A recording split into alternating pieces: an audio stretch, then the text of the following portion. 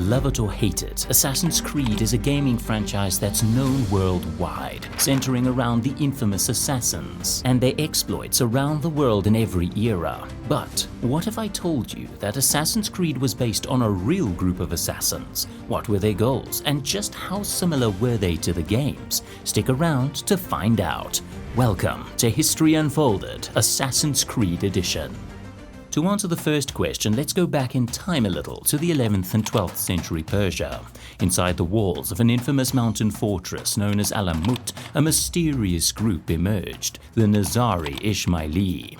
But they would come to be known and feared across the Middle East as the Assassins. These assassins were actually a sect of Shia Muslims who united under their very own old man of the mountain, Hassan-i Sabbah, who turned his most devout followers into the Order of Assassins. Though little in number, their reputations preceded them and their influence spanned multiple kingdoms. You might think that a group of a few thousand men wouldn't mean much in the grand scheme of things, but the assassins were genuinely feared, even by kings. To give you a full rundown of their most notable killings, we also need to define what the assassins' goals were in the first place. The Nizari assassins' priorities were first and foremost their own protection against people who wanted them dead.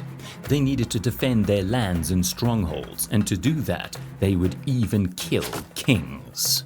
In 1092, they assassinated Nizam al-Mulk, the vizier of the Seljuk Empire, one of their first high-profile hits. But how did they do it? An assassin was sent to the Seljuk capital, Isfahan, and got close to the vizier on his travel to another city. The assassin made himself seem harmless, and when the vizier was praying in his carriage, in true assassin fashion, the hidden blade was plunged into him. The assassin was immediately killed on the spot for his violent betrayal, but his job was done, weakening the Seljuk control over Persia and strengthening the Nizari control over the region. 100 years later, in 1192, the assassins pulled off one of their most famous kills. The target was Conrad of Montferrat, the ruler of Jerusalem and soon-to-be king. Several assassins had been sent to learn Conrad's movements, and once his pattern was identified, they made their move. Two assassins disguised themselves as monks, a common sight in the city, and ambushed him on his way home, one holding him while the other stabbed him repeatedly. Only one assassin escaped, but the damage was done, altering the political landscape during the Crusades forever. While we have you, would you mind helping out the channel with a like? And if you enjoy it, subscribe to the channel for more. On to their final legacy. Lastly, in 1221, the hit which brought down an entire empire, as well as the assassins themselves, the assassination of the Khwarezmian Empire's Shah, Jalal al-Din Hassan. How did this all happen? The Shah hated the assassins, having seen the incredibly skillful killings they had already performed. He was afraid that they would inevitably come for him. His only protection would be to kill them before they even got close. But at the same time, the Mongol invasion of the Middle East was just beginning, and a Khwarezmian Empire was in the way. The Shah could not fight every enemy at once, leaving him vulnerable to the very people he feared most. Once the Shah was traveling the road in assassin territory, his fate was sealed. They learned his movements, figured out where he'd be at his weakest, and one hidden dagger ambush later, he was dead. But this move, which the assassins believed would benefit their cause, only hastened their demise.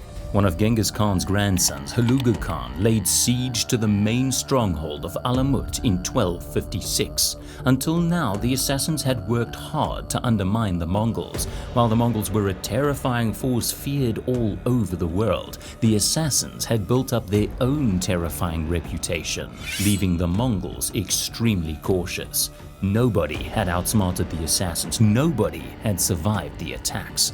But the Mongols had put all of their efforts into assembling a surefire plan to ensure no assassins would survive. They focused all their efforts towards eradicating every trace of them, cutting off supplies and using catapults and trebuchets to besiege the fortress. The Mongols began their assault, but the assassins didn't go quietly. The assassins managed to hold the Mongols back for an entire year.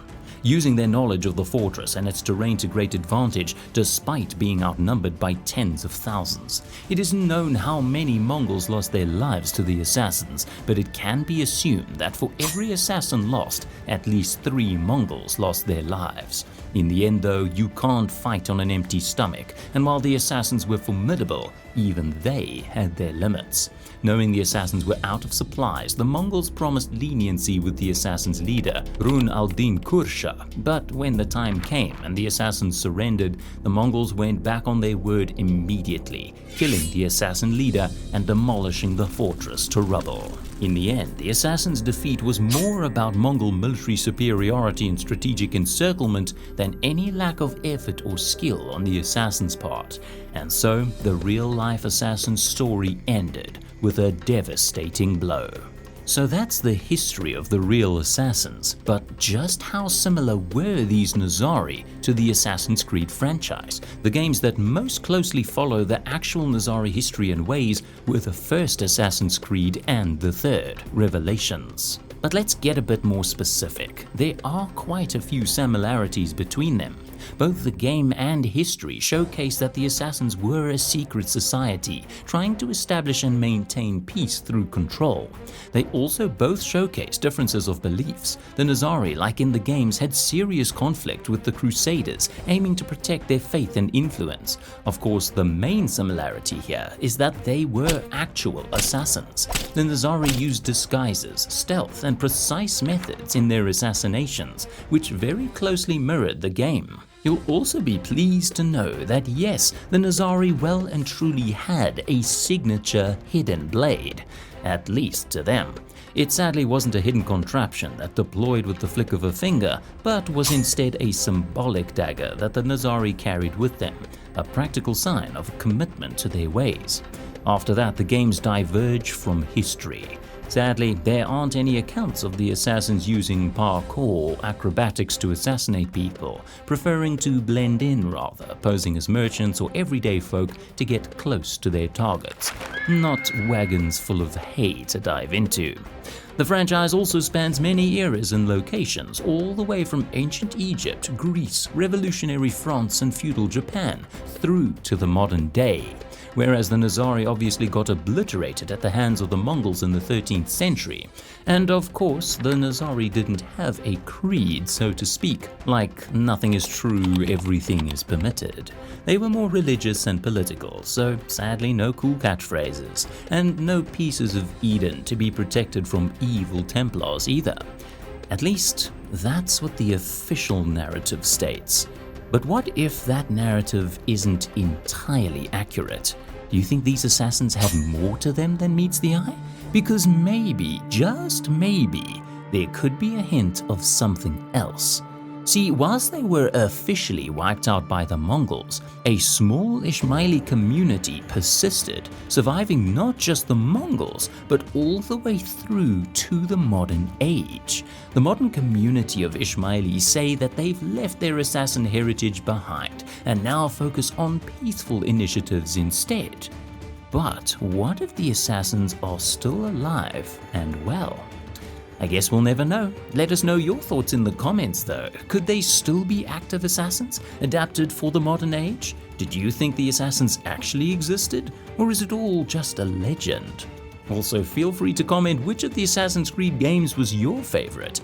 We hope you enjoyed this little trip into the real inspiration behind Assassin's Creed. Feel free to drop a like, ring the bell, and subscribe to keep us bringing you more videos like this. And if you're a fan of alternate history, take a look at our video on an alternate World War II, where America supports the Nazis. Until then, stay curious.